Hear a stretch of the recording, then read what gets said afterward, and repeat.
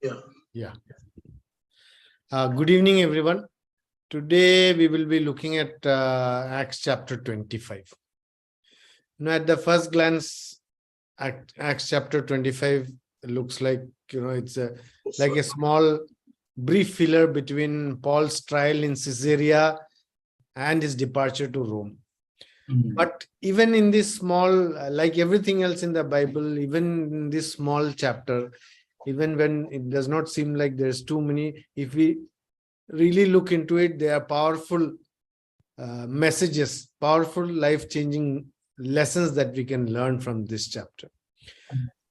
Here in this chapter, Luke gives us a gist of what happens between Festus, the Jews, Paul, and an introduction to the King Agrippa. Let's start.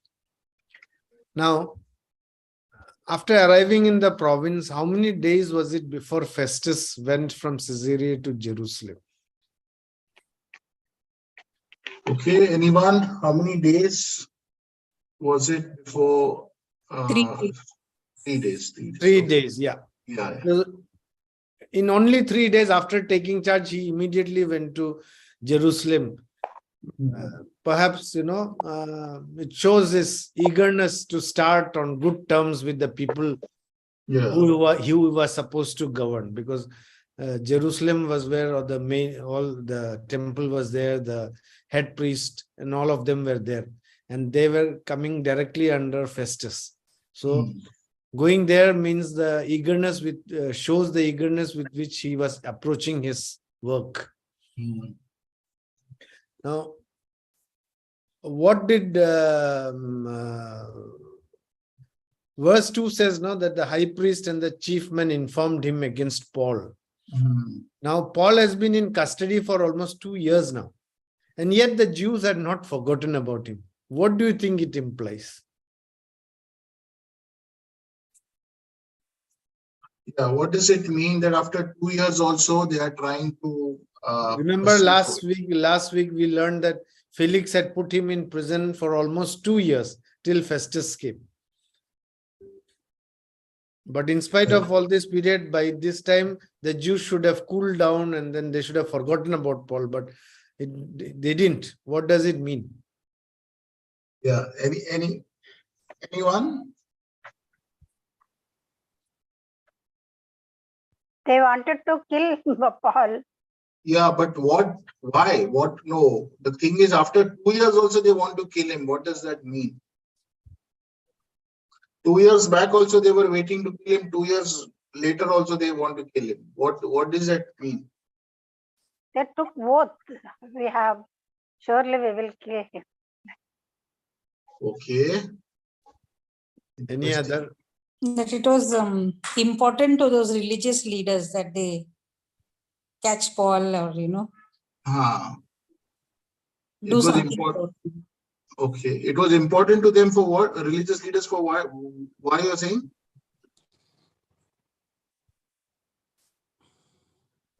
So,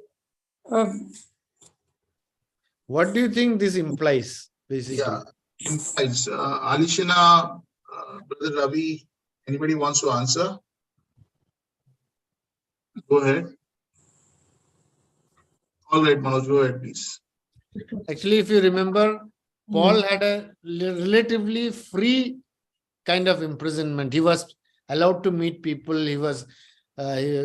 People were allowed to come to him, even though he was not allowed to go out. So it would mean that Paul has been continuing his ministry from the protection of the Roman governor, in Caesarea. And his ministry must have been fruitful and it must have been growing. This is why in spite of the 2-year confinement, his ministry was growing and he was effective and he was fruitful, which is the reason why the Jews must still be remembering him. I mean, if he was shut down behind bars and if he was not effective anymore, they would have forgotten about him. The fact that they have not forgotten about him implies that he was continuing his ministry even from the confined, even in spite of the confinement. Hmm. Correct, correct. Yeah. So, Now, yeah, Pastor, something. no, I mean, what is this ability to have anger against someone for 2 years? What is it called? Anybody knows?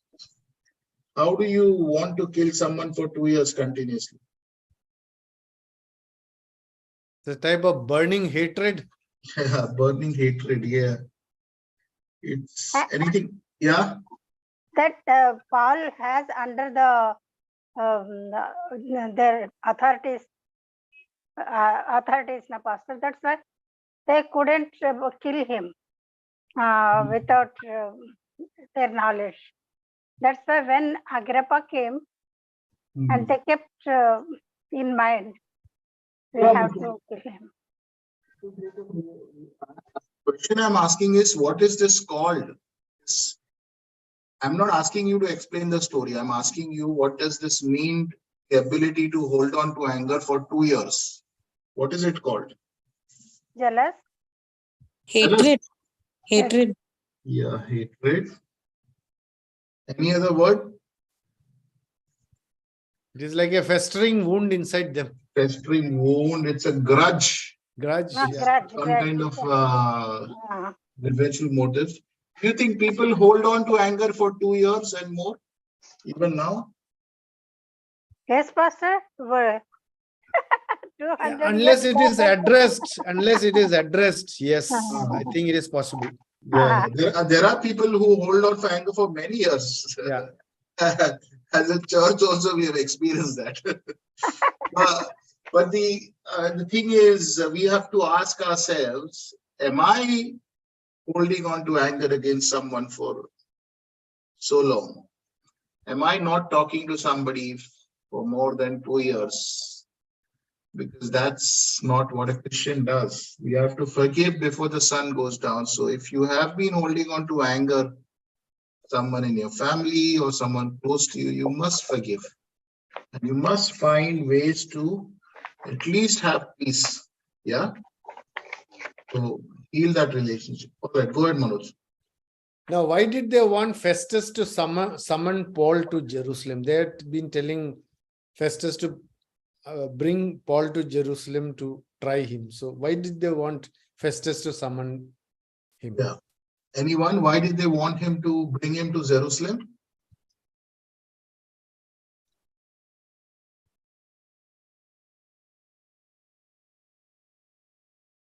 On the way, they would do something to him. Like Correct. Yeah. They wanted to lay an ambush along the road to kill him. They didn't want to try him.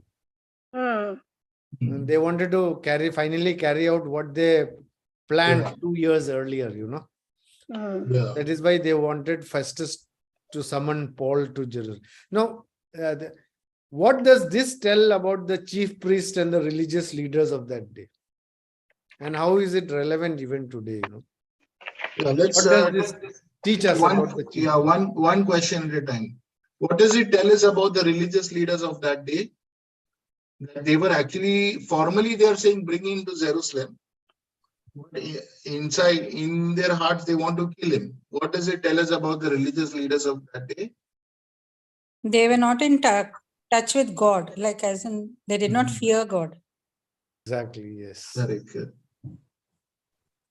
Yeah.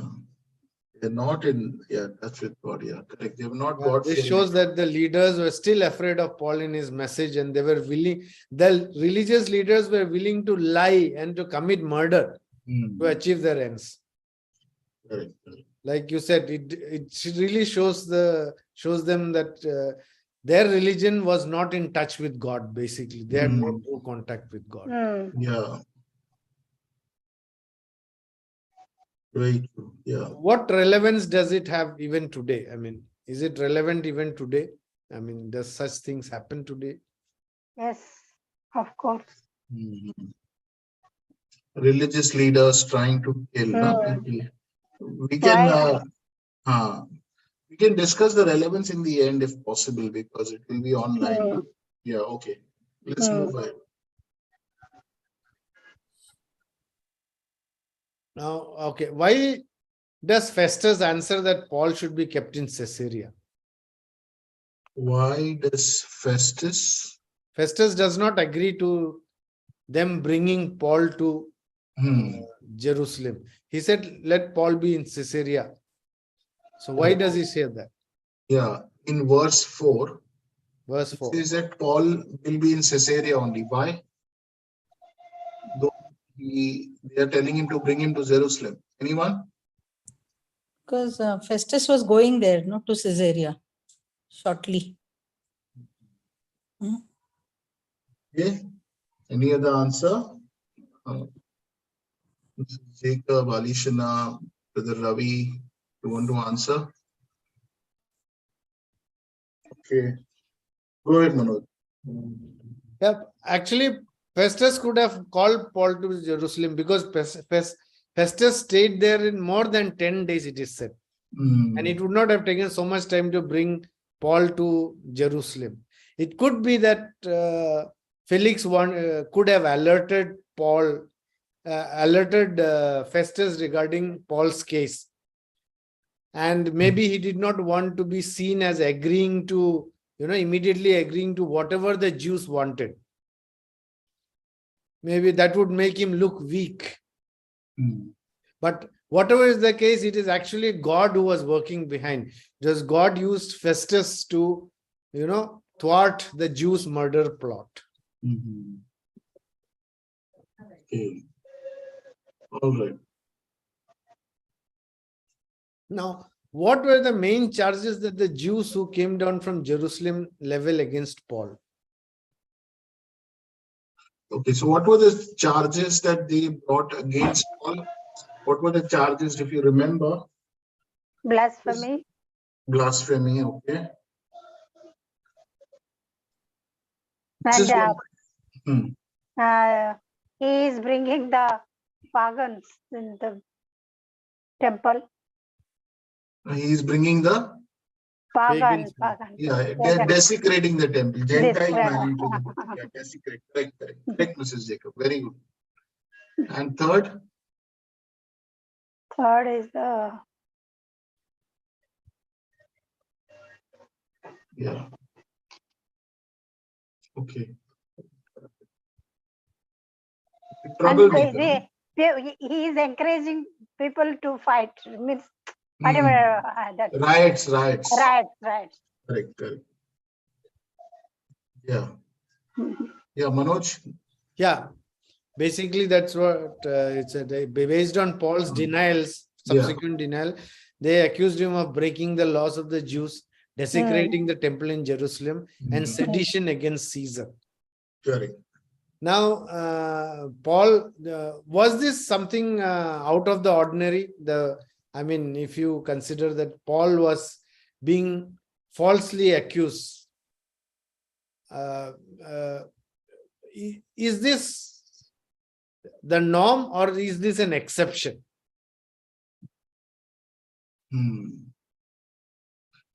Well, can you come again? I was saying Paul was being falsely accused. He was being charged. I was saying, is this something that was unique to Paul? No, false. Or was it a norm? No, false. It has happened before also, no, to Joseph. In the Bible, you mean? Yes. To Joseph and to wow. I think Daniel. Daniel, yes, right. Yeah. Both Joseph and Daniel were targets of false accusations. In fact, every follower of Jesus is a target of false accusations. Yes. Today also going on. Even today, yes. Yeah.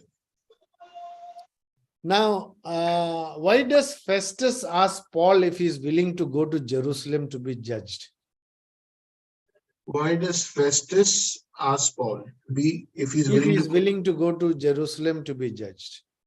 So Festus is asking Paul. Anyone? Why does he ask Paul? He wanted to do a favor to the Jews. Yes. Right. Even though Festus knew that there was nothing serious, and in fact, Paul was innocent. He wanted, in order to do the Jews a favor, he asked Paul whether he is willing to go to Jerusalem to be judged.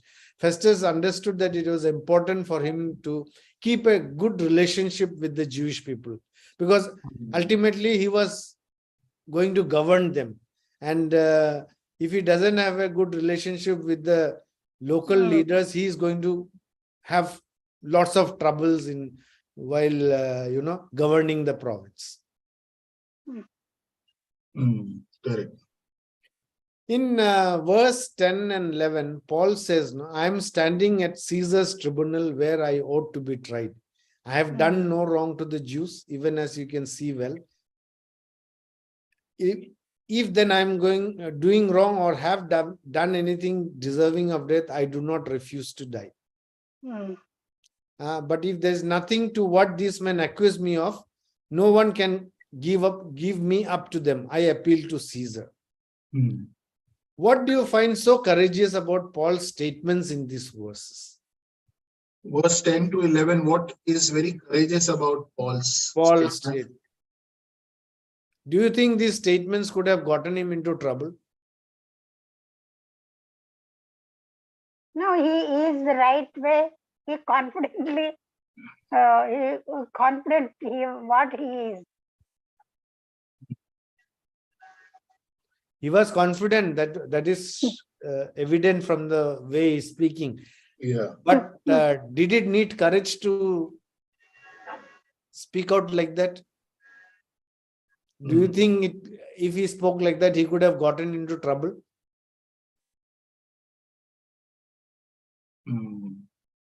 If he is not talking also, he would have faced the troubles.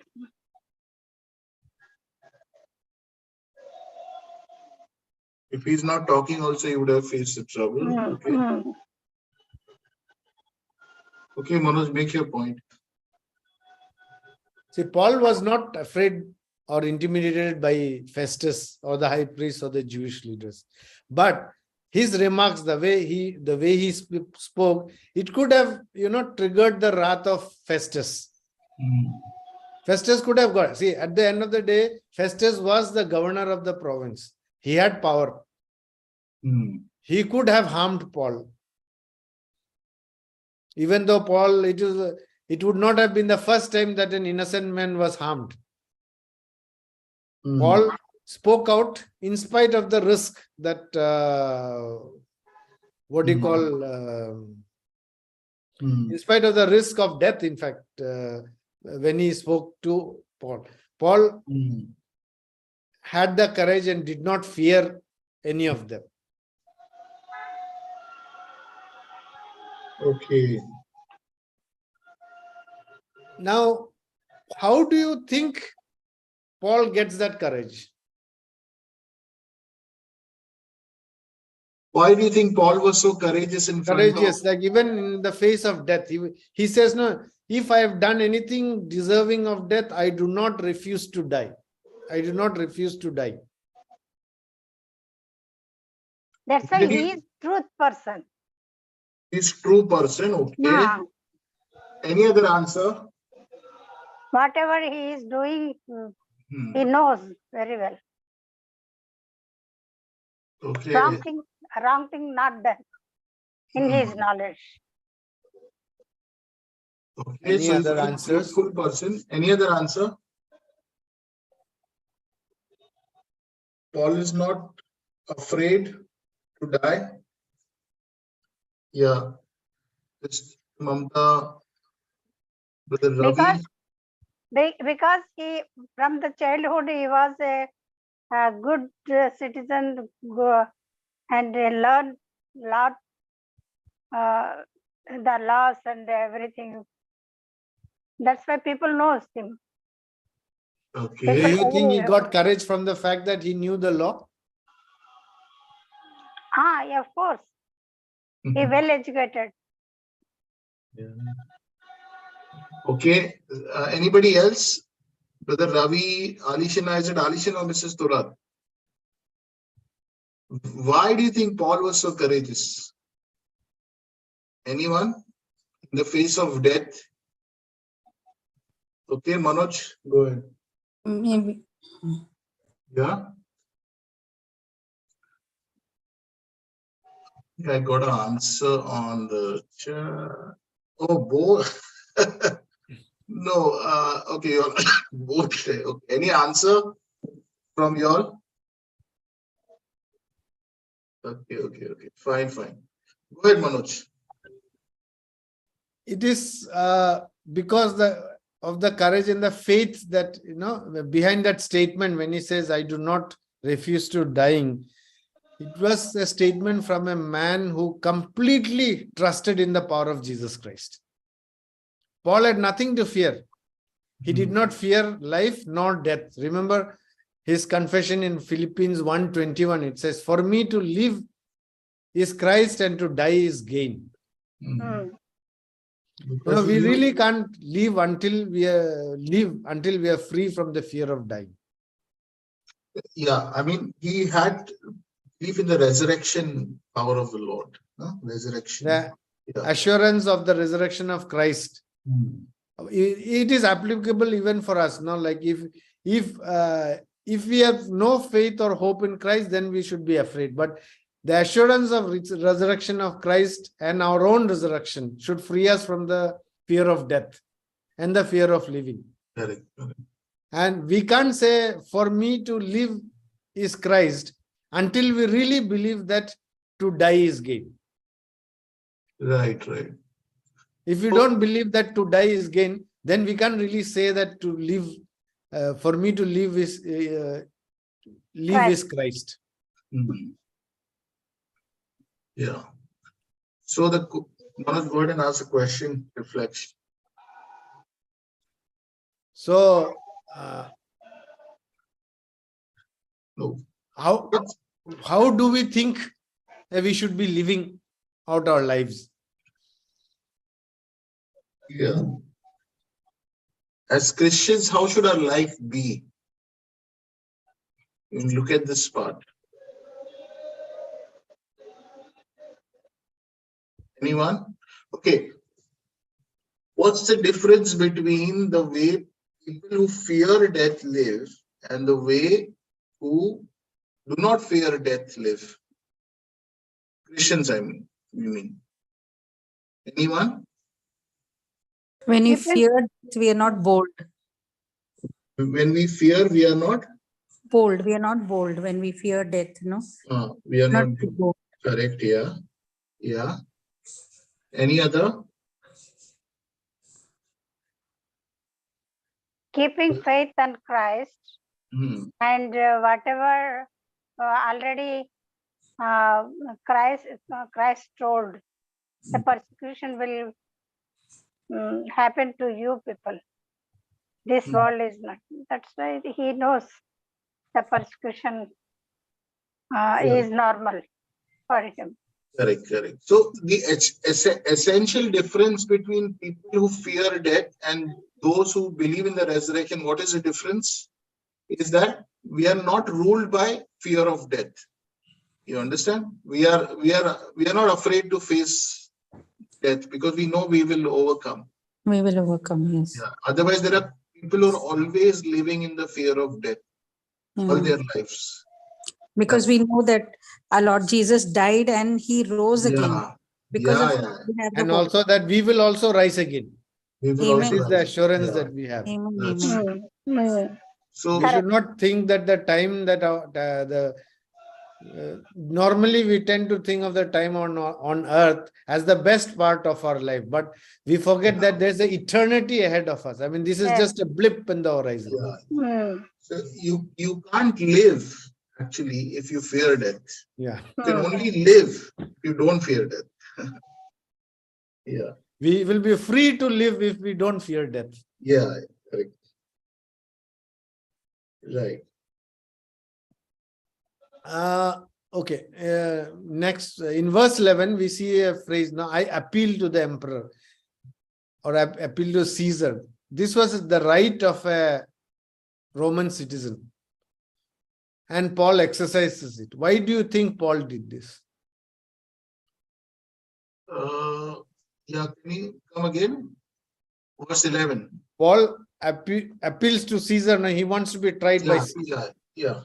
to be heard by Caesar. So why does he appeal to Caesar, you're saying? Yeah. Because he is also Roman. Yeah. Yeah, that is what I said. This was his right as a Roman citizenship, and Paul exercises that right. But why do you think Paul did that? So to get a fair trial, he thought he may get a fair trial. Okay, good answer. Good answer. That's a good answer. Any other? To get a fair trial, maybe he was hoping that the court here is under pressure by the Jews.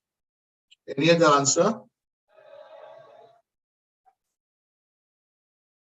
Okay, yeah, Manoj, go ahead.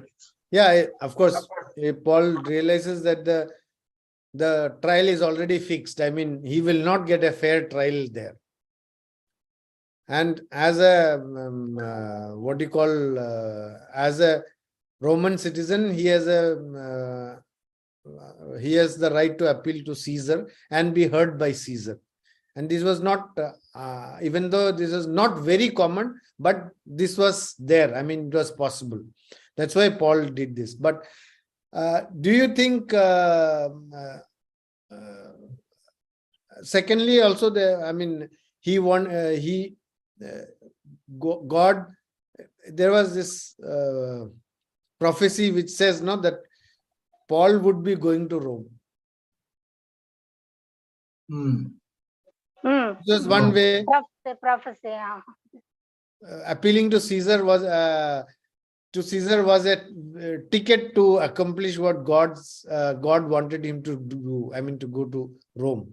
Now, why do you think God wanted him to go to Rome? To preach the Romans. What was God's plan in sending Paul to Rome?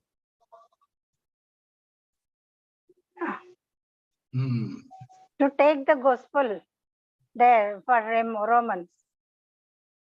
Excellent. Very good answer. Yeah. Objective was to preach the gospel. Yeah, he wanted to, God wanted him to share the gospel all the way to the top, right to the emperor. Yeah. Correct. And that was the reason why Paul had to go to Rome. Yeah, and the way the first century Christians understood Jesus's great commission, ends of the world was Rome actually. Rome. So they are finishing. Paul wanted to finish his mission. So Jerusalem, Judea, Samaria, and ends of the world actually meant Rome for them, because that was where the territory ended. That is from where the world was kind of that was the capital of the world, and they said that's if you've gone Rome, you've heard the world. That's all. Yeah, word, Manoj. Yeah. Now, okay. Now some new people enter the scene. King Agrippa and Bernice. Who is King Agrippa and Bernice? Any idea? This is a background question again, but yeah. Agrippa Bernice. Yeah, go ahead. Herod, no? Grandson of Herod. Yes. Yeah, no. Yes. Great grandfather was Herod. Great grandson of Herod. And Bernice was Agrippa's sister. Some relatives there. Yeah. Any other information about Agrippa? Okay, Manoj, go ahead. King Agrippa, King Herod Agrippa, whose grandfather was the Herod the Great, who feared the death of Jesus. When told about by the wise men. Yes. The fear of the threat led him to, kill all the male children in the vicinity of Bethlehem. John the Baptist was murdered by Herod Antipas. He was the son of Herod the Great. Acha. And Jesus appeared before Herod, who wanted Jesus to show some miracles. When Jesus refused, Herod ordered his soldiers to mistreat him. Herod Agrippa I had James executed. He had imprisoned Peter. And if you remember, he died. He was struck down and eaten by worms as a punishment for allowing people to worship him. Remember that we learned in Acts 12.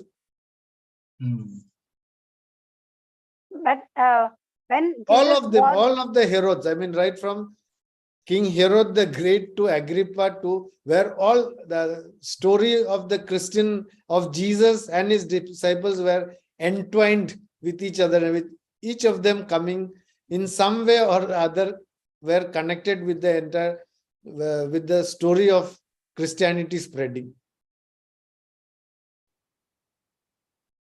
In fact, where Paul was heard by Agrippa, the hall itself was made by Herod the Great. Okay. Now, Bernice was Agrippa II's sister. She had married Agrippa I's brother. When she died, she lived with her brother until she married another king, King Polemon. After that marriage failed, she returned to live with her brother Agrippa II.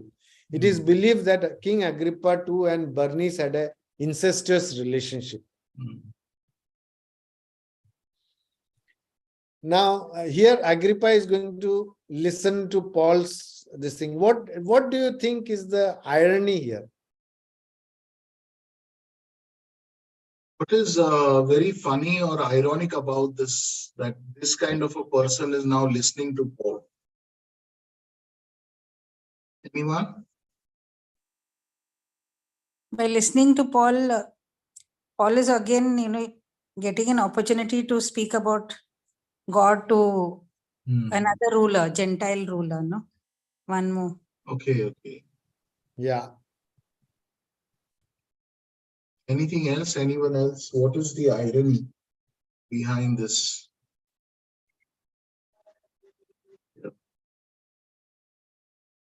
maybe they are thinking Paul, they are in the right, not in the right way. That's why also they are fearing to the papers, Paul. Means that marriages and taking the wives, brothers' wives like that. Correct. Means the Jewish leaders were telling that Paul is not stopping his preaching, but by Agrippa asking him to talk, now Paul got an opportunity to preach again. Okay. Yeah, the irony here is that actually, the only person who was in the right was the prisoner.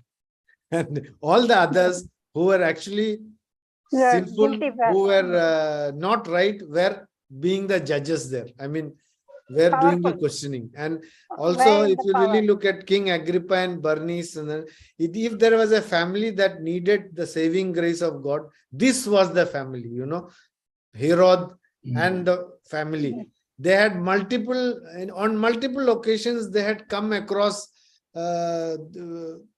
Jesus and his disciples, and they had multiple chances of, Salvation. But on every opportunity, they did not use it. It was a case of multiple missed opportunities, you could say. Because they are powerful people. They are believing in their power. Yeah.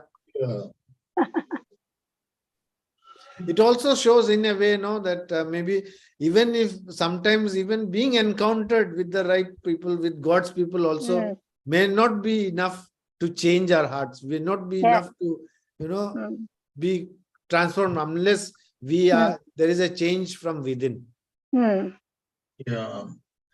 Also, maybe his positions of power and influence. Yeah, that also is an obstruction. Can also obstruct someone. He say, what is this? prisoner going to tell me? Mm. So that attitude of pride also can really affect our listening, attentive listening. Yeah, go ahead, Manoj. Yeah. Now, what did Festus tell Agrippa about after they have been there many days? Verse 14 and 15. 14 and 15. What does Festus tell about Agrippa? What did Festus tell Agrippa about? I mean, after they've been Festus and Agrippa and Bernice had come to visit Festus. So what did Festus tell them after they had been there for some days? Verse 14 and 15. That Felix had left Prisoner. one person, a man in the prison, and the chief priests and elders, they want to have some judgment against him. Correct.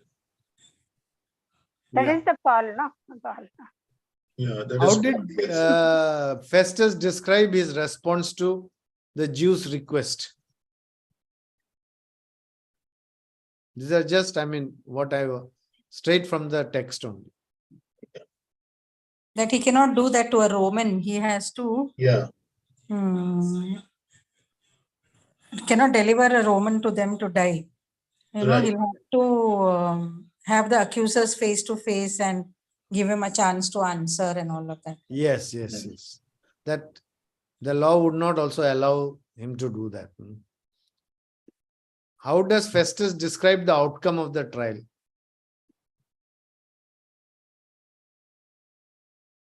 How does Festus describe the outcome of the trial? outcome of the trial? No, I'm talking about Festus. He's Yeah. describing about that to Agrippa. I mean, what does Festus describe about the outcome of the trial? Verse 17 and 18. Since he is saying that died Jesus Christ is supporter, Paul. No, that's not what What he is said. Festus's own words? Own words.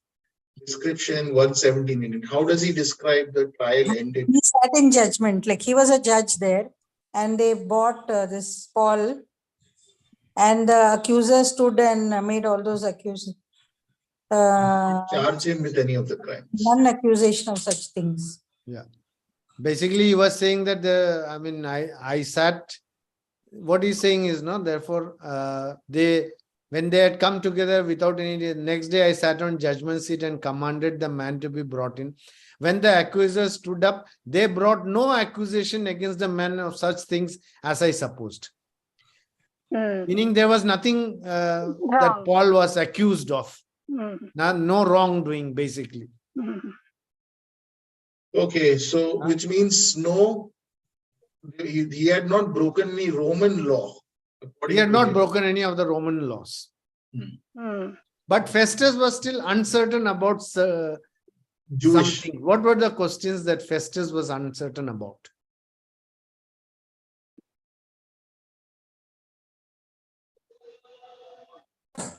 Paul claiming that Jesus is alive. Yes. Correct. That is doubt for Festus. Yes. Yes. Yeah. Anything else? Okay. And Good. because he was doubted of such, I mean, he was not sure about those questions. So he asked. Yeah, questions about the Jewish religion, basically. Yeah. Religion, yeah. So he asked him whether he wants to go to Jerusalem to be judged in these matters. Correct.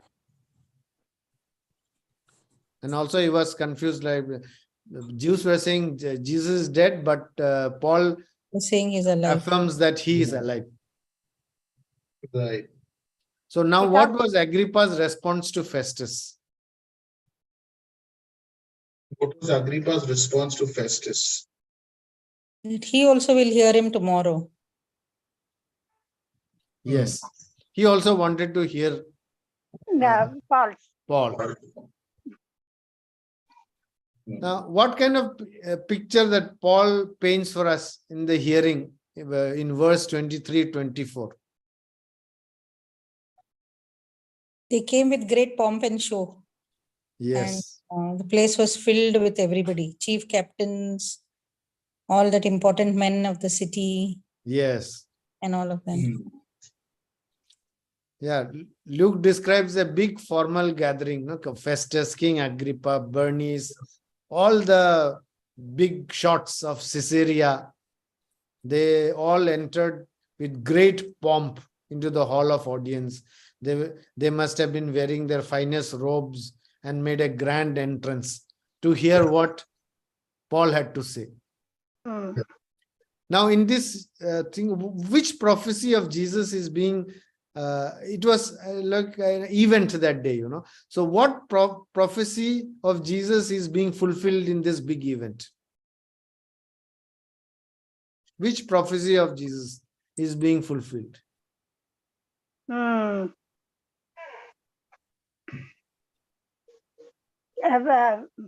His injustice will go.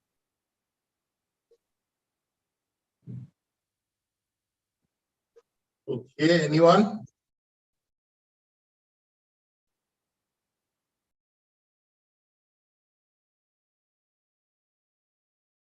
Yeah.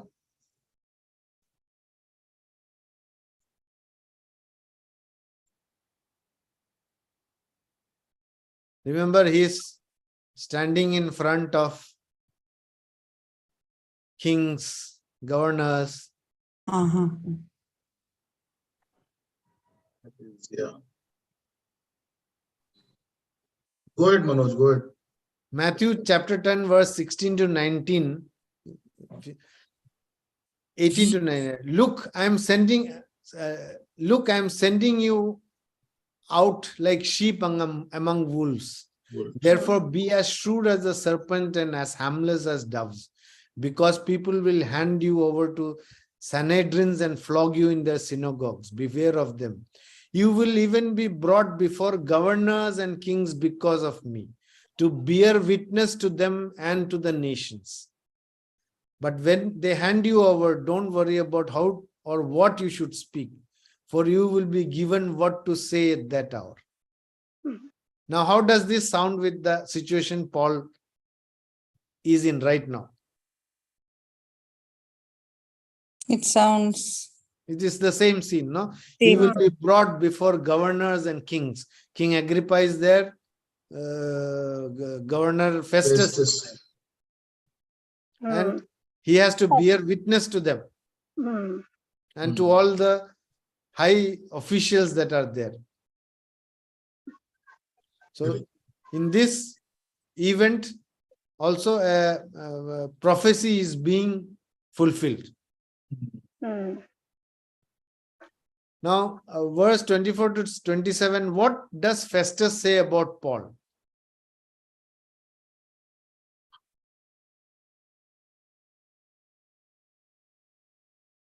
And what is his predicament? What kind of predicament does Festus find himself in? Yeah. What is Festus's greatest problem about Paul?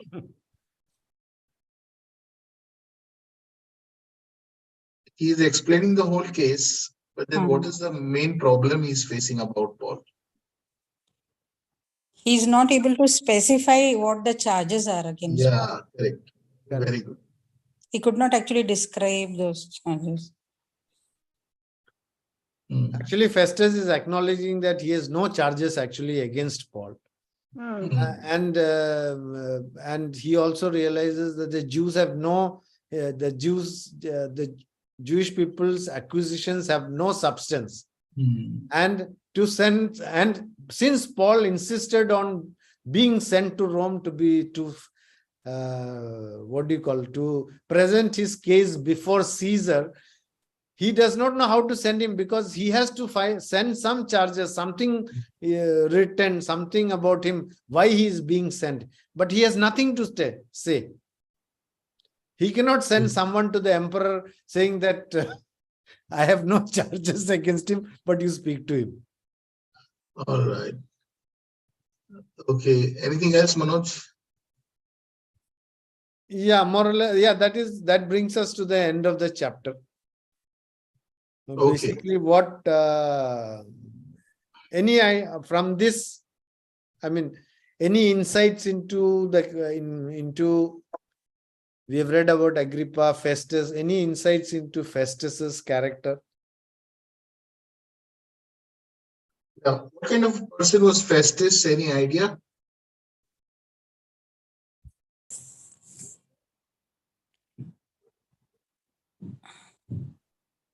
It looks like he would do the right thing, that he would not build up any false charges or anything. Correct. His conscience did not allow him to Yes. Right. condemn Paul because he couldn't himself Yeah. find any charge against him. Very true. Okay. But even though he is not daring to do Paul free because of fear of the public or favor. He wanted favor of the Jews.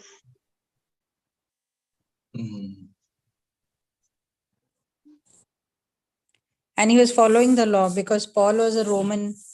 Correct. Yeah. Right. Any lesson, any life lessons or any good spiritual lesson that we can learn from this chapter?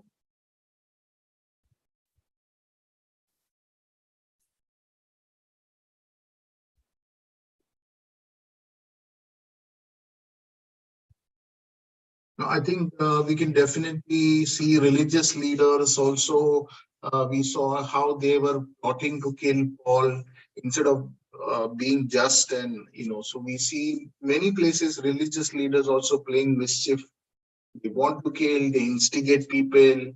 It happens in our country also, it happens in other countries also. So that's something we should understand, that religious leaders can be very, very out of touch with God, as Sister described. They have no connection with God. Not necessarily right all the time. Yeah. So we should not be really moved by religiousness in somebody wearing long clothes and wearing hat or something. It's not evidence of being with God. It can be very, very murderous in their hearts. And also, one of the thing about religious leaders or protectors of religion is they want to protect the honor of their God, as if their God is dead, that he cannot protect his own honor. So this whole thinking about trying to we want to protect the honor of God, that temple is desecrated and all. This is all very, very immature. We got to be very this about I think there's a very good story about Gideon. When Gideon tears the pole of Asherah and Baal destroys the altar of Baal. So people come to kill him. So Gideon's father says, if he's destroyed Baal, then let Baal come down and contend with him. Let Baal take his revenge. Why are you guys coming? So then they go and say, okay, Baal, calling him Jerubbaal, meaning Baal will contend with him. So, God knows how to handle anybody. God doesn't need our help. Yes, that's something man always tends to get. Yeah.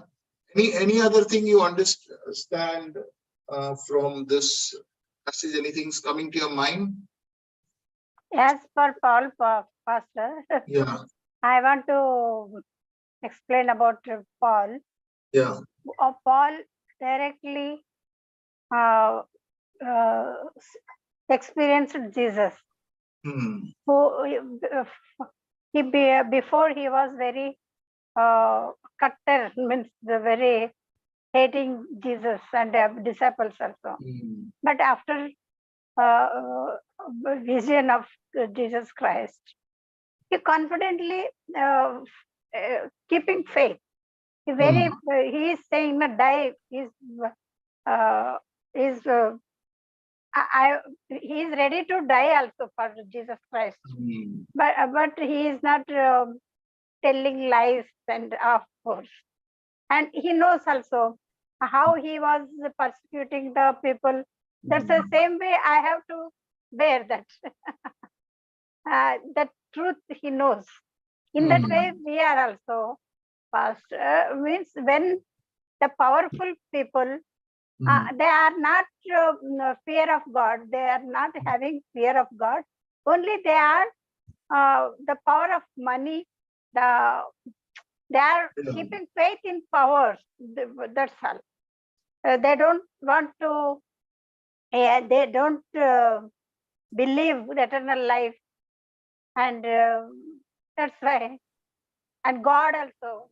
There is God. Nothing. They can make any idol. They can make any Baba. They can make anything, and narrating the God like that. So you are talking about who can do all this? Means who are we have Paul facing the opposite party, means that powerful person, Religious leaders, you mean? religious leaders in So they can say anything is God, and they can do any puja anything, because they are not believing in God. one God. True. Definitely. Definitely. Though we have to be very careful of, we are definitely facing that. Maybe I can talk about it a bit.